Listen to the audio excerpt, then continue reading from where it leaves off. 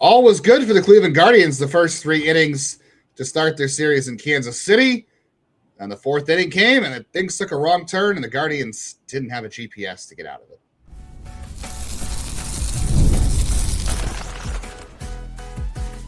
You are Locked On Guardians, your daily podcast on the Cleveland Guardians. Part of the Locked On Podcast Network, your team every day.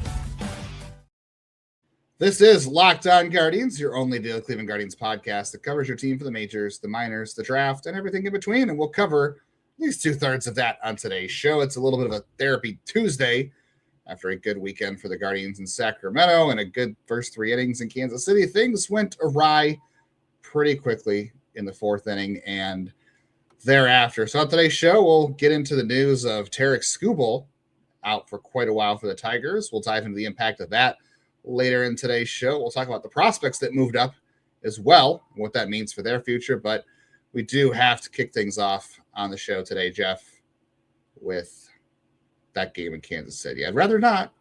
Although if you turn the game off after the bottom of the 3rd inning, you probably felt pretty good if you didn't watch the rest of the game. So the first 3 innings were pretty solid. I mean, if you had told me, Jeff, on Sunday that Monday, hey, the Guardians are going to get a 2-run homer from David Fry off Michael Wacha in the 2nd inning, and they're going to give Tanner Bibee a lead, I said, okay, that works for me. It looks pretty good. And then they didn't get a hit again to the 7th inning, and the wheels came off on that 4th inning real quickly. A home run, was it a double or a single? I forget what it was. It was a double because then they nearly threw him out at second base. It was a good throw, yeah. But it was a bam situation.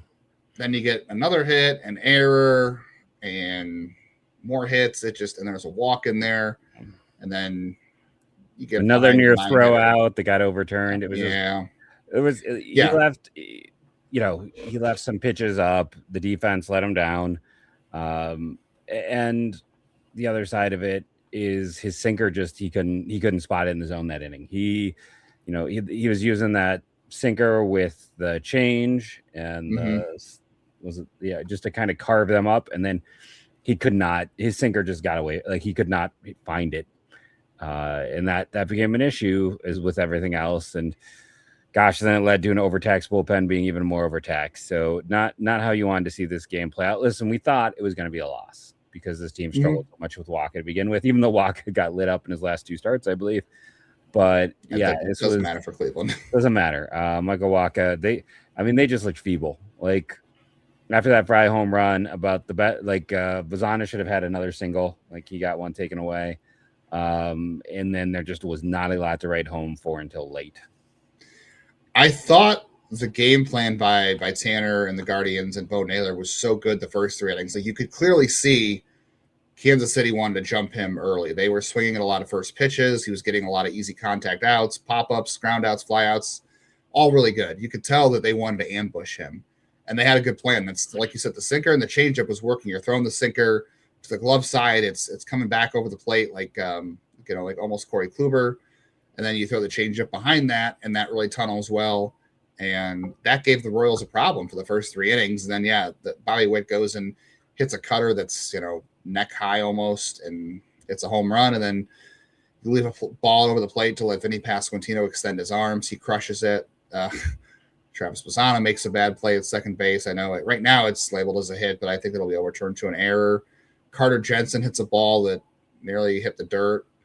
And in between there, you just had a couple of singles, a walk, and then, like you said, you were texting with me. It's like you can't get behind the number 9 hitter, especially with that top of the order for KC that's so dangerous. And, it would have been great if Travis makes that play and they throw the runner out and he gets Nick Lofton too, or if Lofton even gets up, you get out of that inning with just the run from Witt's homer. And no matter what, it was going to be a 2-run inning based on how things played out. Right. It was, but at that point, you could have gotten out of there with just 2 runs. The game's tied, and Tanner at that point can at least go the 5th inning and see where things go. Your bullpen doesn't get extra taxed, and your offense still has a chance. And you know what the frustrating thing is too about the offense is that Michael Wacha only had 2 swings and misses all night. The Guardians were not swinging and missing against anything. They swung and missed once at the changeup. They swung and missed once at the cutter. It's just the changeup has them popping up. It has them grounding out, and soft liners to the opposite field. The changeup has been the worst enemy of the Guardians this year, and it was like last year too. Yeah, and you said Michael Wacha has been tagged his last couple of starts, but guess what? I guarantee you, he was licking his chops when he saw that his next start was against the Guardians, because that changeup has just killed them. Like him and Lucas Giolito, I think the last 5 to 10 years, I forget how long it's been for Giolito, but for the last 5 or 7 years, those two guys have just come in throwing fastball, changeup. He threw 39% changeups, 24% fastballs. I'm sorry, 39% fastballs, 24% changeups. That's the highest fastball percentage he's thrown all year. It's the same percentage he throws changeups all year. Everything else was kind of lower. Like he was essentially a 2-pitch pitcher on this night, and that's exactly what he and Giolito do to the Guardians offense. I don't know. And you could say, well, fire the hitting coaches, but you want to know what? It didn't work with Ty Van Berkelio against changeups. It didn't work with Chris who's the hitting coach now and with the Reds, whose brother was who said everyone gets paid. Yeah, it didn't work. They couldn't hit changeups with him as the hitting coach, and then there's Grand Fig. So you could sit there and say, well, fire the hitting coaches, but you know what? It's been 3 hitting coaches now, and none of the Guardians and the hitters have all changed over the years, Jeff. It's not like there's new hitters or the same hitters. They just have struggled with the changeups the last 5 years, and I don't know what it is. The faces have changed, the coaches have changed, and the results have not. So maybe it's a deeper problem. I don't know. It's a developmental problem, I suppose. Even Jose Ramirez, changeup has been one of the things in his career that's given him a real problem. And then, like you said, now the bullpen's in a rough spot. Connor Brogdon was solid. They had an error behind him that cost him a run. Peyton Pallette was much better in this one. But, you saved Cade Smith. Cade Smith has to pitch on Tuesday because he hasn't pitched since Friday. And he's one of the few guys in the bullpen that's actually rested at this point, because at least you got Sabrowski back-to-back days off, I guess, or he's got 3 days off in a row at this point. So yeah, it's going to be interesting, because if they want to go get help, they got to cut someone. So if they wanted to go and get, they couldn't use Holderman today because he'd gone back-to-back days, and him and Herron are the only guys without. Actually, well, I mean, Sabrowski and Smith have options, but you're not setting them down. Gaddis actually has an option, believe it or not, and so does Herron. So if Gaddis is struggling, maybe you could send him to AAA instead of cutting somebody. Yeah, no, I would be. I think there is definitely some room for that with Gaddis' struggles. Yeah, I don't think they'll do it right away though. But it's going to be a while. This team, and that's fine. I know it's been rough for him lately, but this team, because of how they're built, they have to be patient. I know that frustrates a lot of people. This team, they're always patient, and they have to be, because look, if this team's going to make a playoff run this year and the bullpen's going to be any good, they do need a good version of Hunter Gaddis. And you could say maybe it takes sending him to AAA to get back to where he was, but his problems are not going to be fixed at AAA, because he can go down there and throw crappy pitches all day and get hitters out, because there's such a gap. So I don't know how much that's helping you. It's the same thing people were saying about Bo Naylor. It's maybe Bo Naylor needs to go to AAA, and it's I don't think sending the AAA is going to help, and I don't think there are people who are like, oh, Jonah Heim was just cut by the Braves, Guardians, and then the Athletics have already picked him up, by the way. But it's I'm personally done with the Bo Naylor experiment, but they're not going to be. It's going to be. We'd have to continue this pace until July, I think, until they make a change with Bo Naylor. Same with Stephen Kwan. Like we said the other day, Stephen Kwan shouldn't be the leadoff hitter anymore. But you want to know what? It would probably take until July at the same pace for them to move him down in the order. Maybe June. No, I agree. It's just that's not how they operate. That's not how they go. And it is. Listen, a lot of people are treating baseball more than ever like it's football, and the knee-jerk reaction. It takes time. And again, I mean, everything Cooper Ingle is doing is very similar to what Bo Naylor did at that level. And they're not going to go to a guy who is not defensively ready for that position. It's what they have is what they have. Unfortunately, catcher, because guess what? Around baseball, catcher is hard to fill. It's not like it's exactly a position of depth in baseball. So, yeah, I think we're seeing some growing pains, but at the same time, this is a team that's still managing to maintain neck and neck with its division, with its all-star player looking still kind of like a shell of himself. Both all-star players. We only had 2 guys make the top 100 for Locked On, and neither of those guys have looked like a top 100 player throughout this season. No, one guy has, and We I know don't know that if one is. guy has her. I don't know. I don't know if he I would has. say, I don't know. I think there's one guy who I would call top 100, maybe two. Oh no, I'm sorry. There are other guys. I'm saying the guys who Yes, made it. Are the ones that no. I would not. I could make an argument for 3 guys on this team that could be top 100 if we did the list today. Yes. We'll talk about that next. We'll talk about where the Guardians are in the standings, whether or not they're going to get something going here, shake things off. We got to talk about the prospects that were promoted in the minors. We also got to talk about the big news in the AL Central, and that is Tarik Skubal going down. And will he be back this year? We'll talk about that on the rest of today's Locked On Guardians.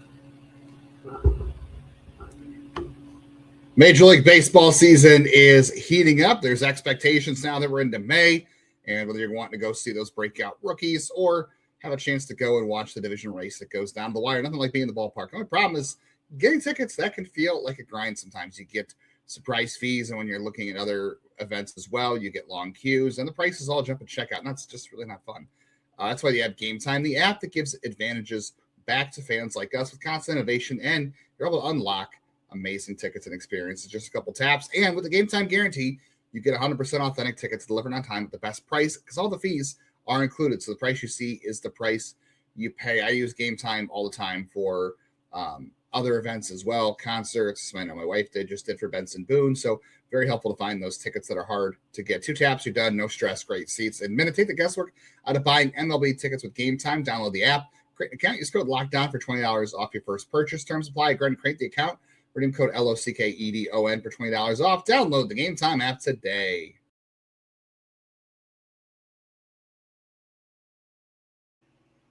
Thank you for making Locked On Guardians your first listen tonight every day, wherever as you get podcasts. If you are making us part of the daily routine, you are an everyday listener, we thank you. But if you haven't joined the Everydayer Club yet, now is the time to jump in. You get access to the private group chat on Discord with Jeff and I, as well as other fans of the team, other hosts of Locked On. There's a channel for every single team, every single show. Hosts are over there, fans are over there, and you get ad-free episodes of the show on all of your favorite audio platforms as well. So go ahead and check that out over in the show notes, or go to lockedonguardians.supercast.com for more. I think the 3 guys, Jeff, that I would say would be top 100 players right now for the Guardians if we reshuffled the deck today would be Chase DeLauder, Gavin Williams, and Parker Messick. I think those 3 guys all have an argument for top 100. By the way, one of the guys we were talking about off air, this is hilarious. Jeff and I were trying to talk about, like, who would the Guardians all-star be if the game was coming up here soon? And Murakami of the White Sox just did a home run off Jose Soriano. So those are 2 guys we were both just talking about as potential all-stars. And I was saying Murakami has to make it. The White Sox are a fun team. They're a fun team right now. They're on the upswing. They've got a lot of fun players. So yeah.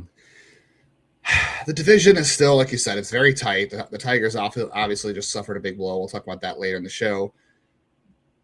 And the Guardians are still quote unquote in first place, and the Royals or the Twins are in last place. They're only 3 games back. So like everything's jam packed in this division.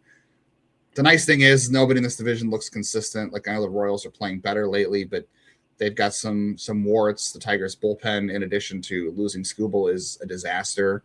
The White Sox are improved. They're tough, but they're probably not ready for the big time yet.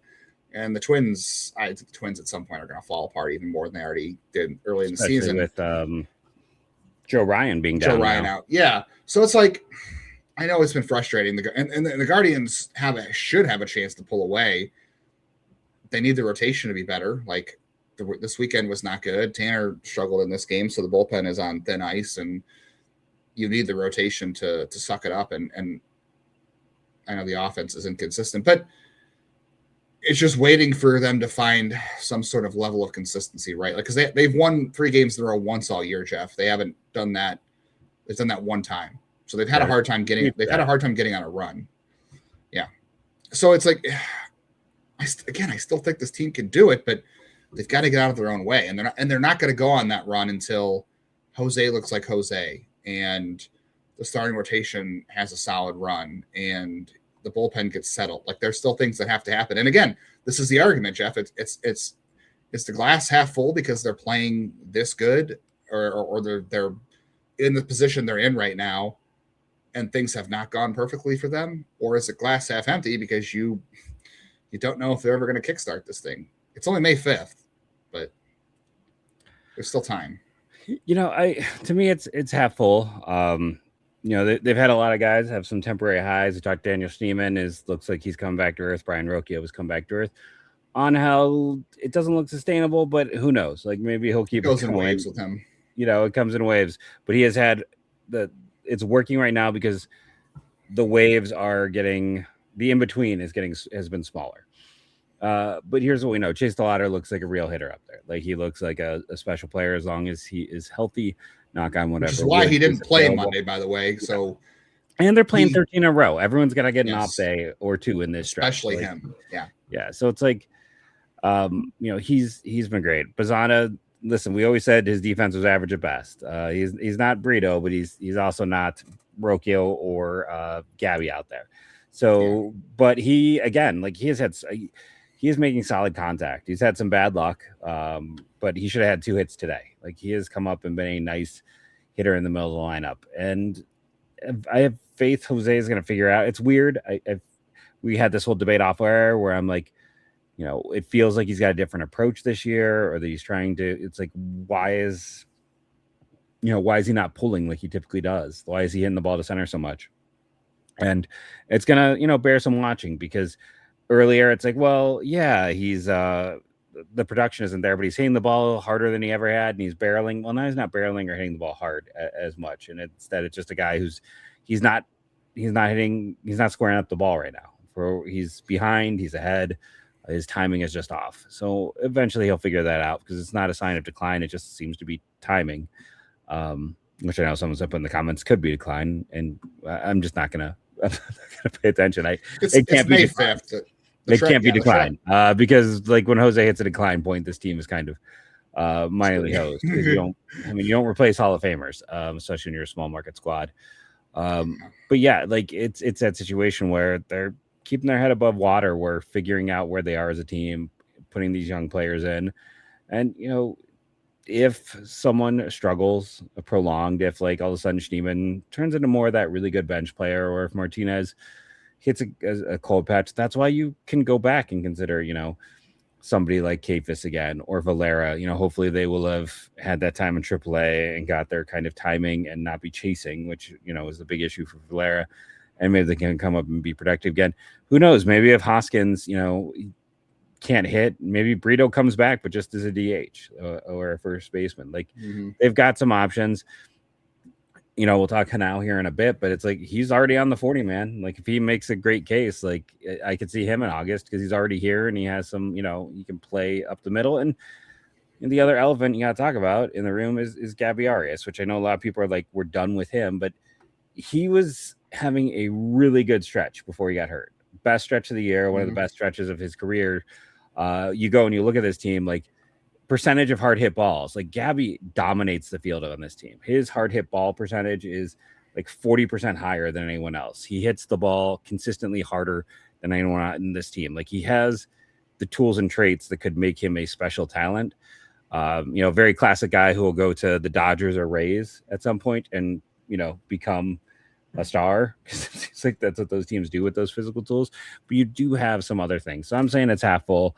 I don't know about Quan. I don't love the Quan profile for rebound, but I believe in a Jose rebound. I believe in, just what they've done to a degree in years past, which is some of these young guys riding some hot stretches here and there.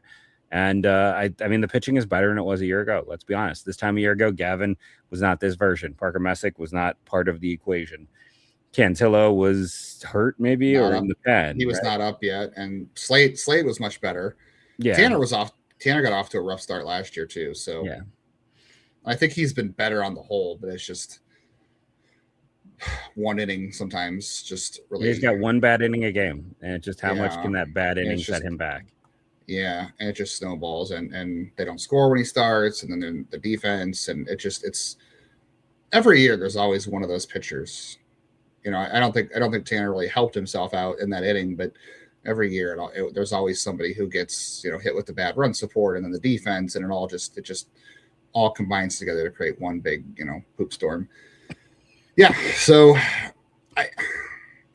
I want to say glass half full. By the way, I'm going to point this out too, because we're going to run and get to the prospects. But Travis Bazzana started off hitting 7th when he got called up. He went to 6th on Sunday. He went to 5th on Monday. I'm hoping by the end of this road trip, we can get Travis Bazzana to the top of the order. Like, we've gone from 7 to 6 to 5 pretty quickly. I'd like to see if we can get him by into the top half of the lineup. I know there's no help at the bottom of the lineup for him. Like, if he hits 6th or 7th, you're setting up Bo Naylor and Rocchio and Quan to do what? To do nothing. You're extending the innings to be left on first or second base when he walks or doubles or steals, and you're just that's what happened tonight too. He got on base, and after Angel also had the double, or was it Fry? It's just like you're it's nice to get some help at the bottom of the order, but you're setting up the bottom of the order to just frustrate you even more. So it's like just overload the pitchers early on with crazy at bats with Bazzana and DeLauder and Jose, and make pitchers throw 24 pitches in the first inning at some point. I'm hoping we can get him to the top of the order at some point by the end of the road trip or when they come back home. All right, we got to talk more prospects. Jason Chourio, Angel Genao, as Jeff mentioned, and Justin Campbell all moving up levels. We'll talk about what that means. We'll talk about the Tigers losing Tarik Skubal and the impact of that as we finish up this episode of Locked On Guardians. Baseball season's here, and now you can trade every game on Kalshi. You can trade every single game. If we go look at the prediction markets here for Guardians and Royals on Tuesday, right now the Guardians are trading at a 53% chance to the probability to win on Tuesday. That has been kind of fluctuating throughout the day. It was really tight in the afternoon, 50-50, kind of spread out there early, and then as things have kind of gone on in Monday night's game, things have tightened up quite a bit. So if you go put $100 down on the Guardians winning on Tuesday, right now you can trade that and get $189 back on that prediction. So go check that out on Kalshi. You're trading against a live market, no house, and the probability changes. You can buy in and out of your positions. For a limited time, you can download the app, use code LOCKEDON to get $10 when you trade 10. That's KALSHI. Kalshi, trade on anything. 18 plus only. Restrictions and eligibility requirements apply. Event contract trading involves risk, may not be suitable for all investors. Prices and values and available markets may differ from those mentioned. For more information, see kalshi.com/regulatory.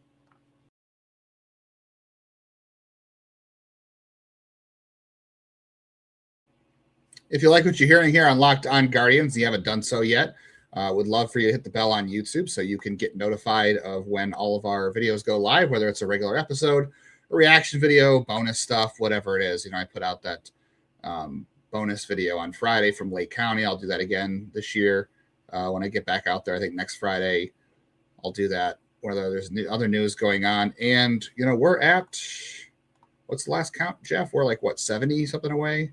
77 away last check. I have not 77 subscriber. We're at 5922 now, so we're getting closer. Yeah, we're 78 away from 6,000. So we'd love to get that nice round number. So we lost one today. We lost one.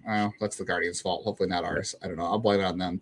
But if you haven't done so, hit subscribe on YouTube so we can get to that nice round number. And please auto download on your favorite audio platforms. If you listen, even if you don't listen, if it comes right into your feed, that counts as a download for us. And that's a great way to support the show and all the work we put in. We do it for you, but we'd love for you to be part of it and have it in your feeds every single day. So I was surprised to see a little bit of early movement from this organization. Agreed. I think the Angel Genao thing, I think it's interesting that you brought that up, that, is there a chance that he gets up here later this year? I think things would have to go swimmingly well in AAA for him, because we were talking off air about Ralphie Velasquez and how much this team really wants to see things at levels.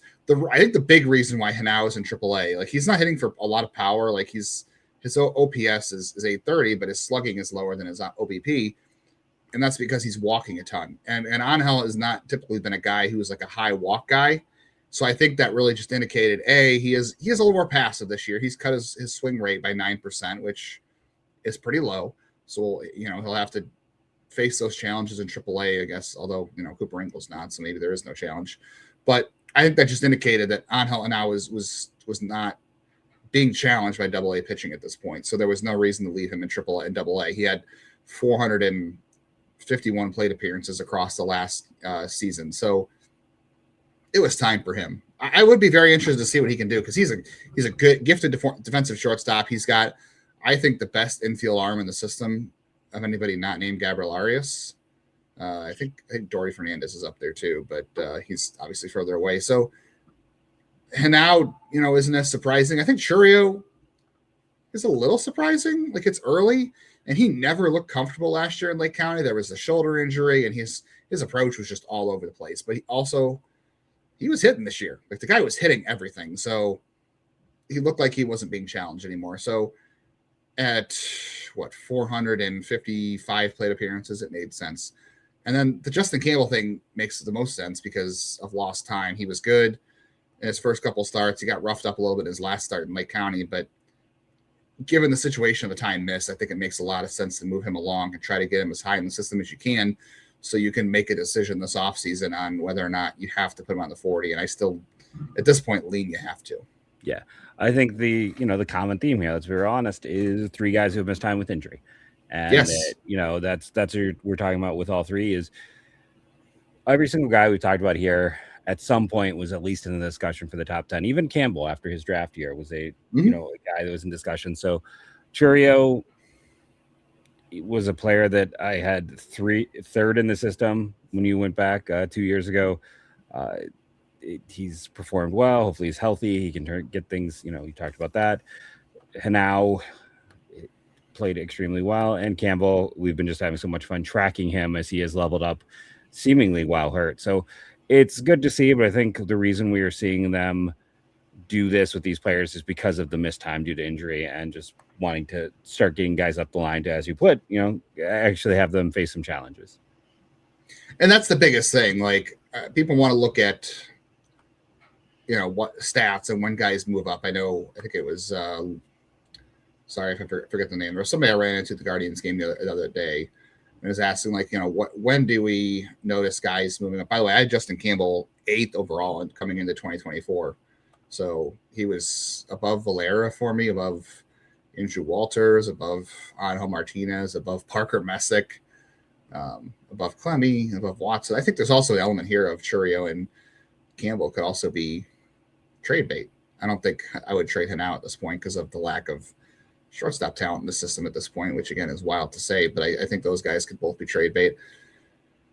But yeah, you're right. The injuries and these guys, they typically don't move guys very fast. So I think you're right. The injuries are a very big piece of this. And I kind of lost my train of thought where we were as well. No, it's okay. It's just, I think all 3 of these guys are on top of their injuries are 3 guys who, with their play this year, the arrow is up more so on Campbell and the other 2 just because of how little there's been. But it's one of the things I always talk about in the show is that you want to pay attention when a team does something different or drafts a player that isn't, they're like add a talent that is not their traditional approach. Like, there's a reason why. And this organization through the years has done a really good job with that. So I think it's interesting to see these kind of early moves because typically, outside of, hey, we need a catcher or we need an outfielder, we don't see guys move before June. So I think it's interesting to look at this. And like I said, these are prospects that could all help this team in the next few years. So definitely. Yeah.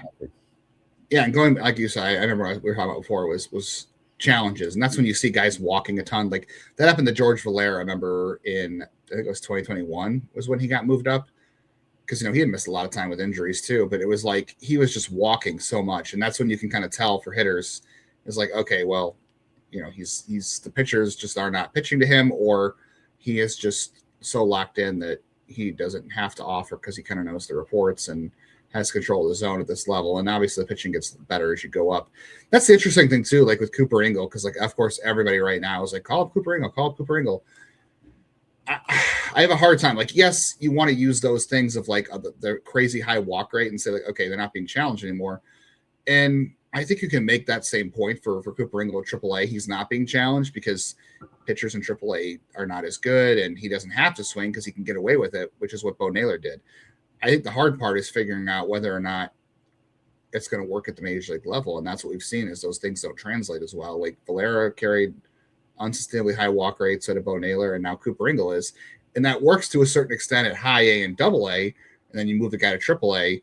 But there's such a big gap between triple A and the majors is that walk rate doesn't translate because guys can literally just sit there and have a 6-pitch at bat and swing at 1 or 2 pitches and then end up walking, whereas in the major leagues, that isn't the case unless you're just a really special hitter. Like you look at like Travis Bazzana's walk rate this year. Travis Bazzana's walk rate was good, but it wasn't inflated, like Cooper Ingles or Angel Genao's, right? Like it was in the teens. So it was almost like a point where like it was 17%. Whereas I think Cooper Ingles at this point is like what, in the 20s higher? I know Genao's was in the 20s. Also Cooper's not in the 40, like you said, Genao is. Cooper Ingles' walk rate in AAA is 34.5%, Jeff. And he's swinging 24% of the time. Like that right there tells you it's just the approach is just extremely passive, and that's the lowest. It's the lowest swing rate in all minor leagues. It might be the lowest swing rate in all baseball. I don't know if anybody has a swing rate that low. But that just he has the lowest, and he never swings in the zone. His zone swing is the second percentile. His swing rates are like he's just not swinging, period. He has a 9.6% chase rate. He just doesn't swing, period. No, he in this approach works in AAA, and you know what? If Bo went down there, he'd probably put up similar numbers. Like that's Correct. why I keep saying he did that already. I'm like, this is Bo's profile. This is the Bo Naylor, overly passive. You know, the nice thing is his hard hit is up this year. His EVs still aren't there, but he's, there's some signs. Like it's not, there's a reason why he's still a top 10 guy for you and I. There's some hope, but it's not a slam dunk. And then whenever you make a move like this, you're going to lose defense no matter what. And that matters to this team in this test. And it matters to these pitchers. Like you can't sit there and tell me that like Tanner isn't a bit jealous of the fact that Messick and Gavin have Hedges as a personal caddy. And for everyone saying like Hedges needs to play every day, he's a dude in his 30s who has not caught every day in years. He can get about 3 games a week. That's it. The body is not. That is such a hard thing for a body to stand up for in general catching. Like he's. I know. I still would give him the majority of the starts until it doesn't work. But I just don't think. You want to have him when it matters. You don't want to burn him out in May. Yeah, fair. Let's quickly talk about this for the Tigers before I get out of here.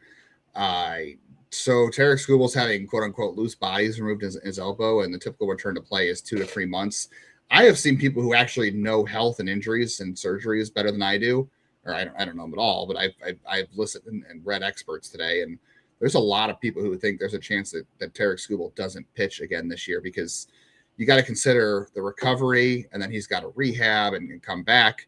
And a lot of people think there's a chance that this is an indication of a bigger problem. Like Shane Bieber had loose bodies cleared out of his elbow when he had Tommy John in 2024, and Skubal's already had one Tommy John. Like there's a case for him not to pitch again this year, in which case he'd probably have to go back on the market again in 2027 by doing a prove-it deal. I think the I don't reason think so. With as good as he's been, I don't think he needs a prove-it deal. I think someone will belly up the bar. Even with the injury, if he doesn't pitch again this year? Yes. With what the high level's been, he'll get a deal. Like the Mets aren't going to sit on their hands.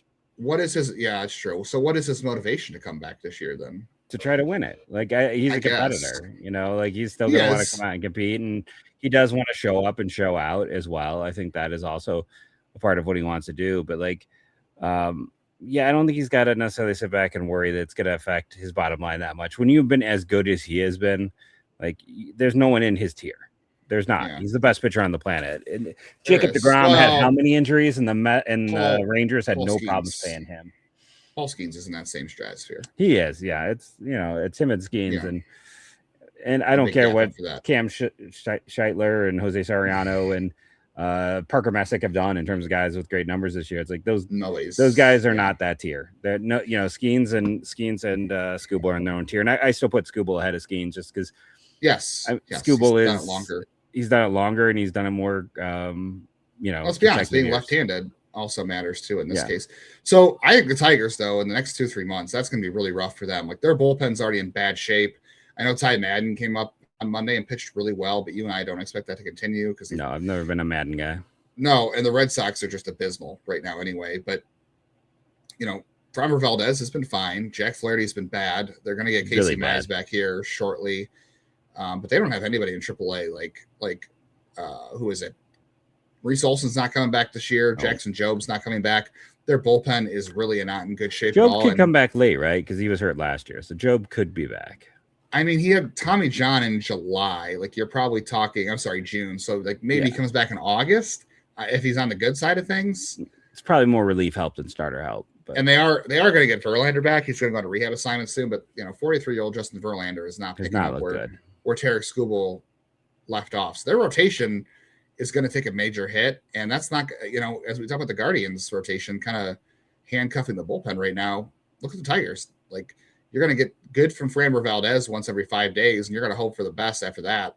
That's going to tax a bullpen that's already in trouble in Detroit. And, maybe they'll call it Max Clark at some point, like you said. And they still have a great lineup. Like, McGonigal's really great. He won Rookie of the Month, deservedly so. I think Cole Keith's been good. Riley Green's been good. Dylan Dingler's an all-star. I know you mentioned Kerry Carpenter has kind of come around, and Torkelson's good. So it's a really deep lineup. They're just going to have to do a lot of outscoring, and maybe that'll work. Maybe it won't, but they don't have a whole lot of options in the minors for pitching either. So it's going to be an interesting 2 to 3 months for them without Tarik Skubal. It would behoove the Guardians to find a way to get on a run here and win 3 in a row and then make maybe a 4-game winning streak. You know what I mean? It would be great for them because you want to take advantage of this time where the Tigers are missing their ace. No, agreed. It's you want to jump up, and as you put it, it's like that is a Tigers team that is short on pitching all over. So it's a situation you don't want to overlook Kansas City or Chicago or any of these other teams, but you also want to do what you can when a team is beat up to take advantage, to put some space. And Cleveland's got to do that, and to do that, they need their stars to start stepping up. Yeah, what stinks is the Guardians are only facing the Tigers 4 times between now and August, so they're not exactly going to get to face the Tigers without Skubal. By the time they get to face them again, they might be back. So, all right, we'll be back tomorrow to talk Guardians and Royals Game 2 with you. Thank you all for joining us. Remember to rate and review. Throw us that subscribe if you haven't done already, and go Guardians, go.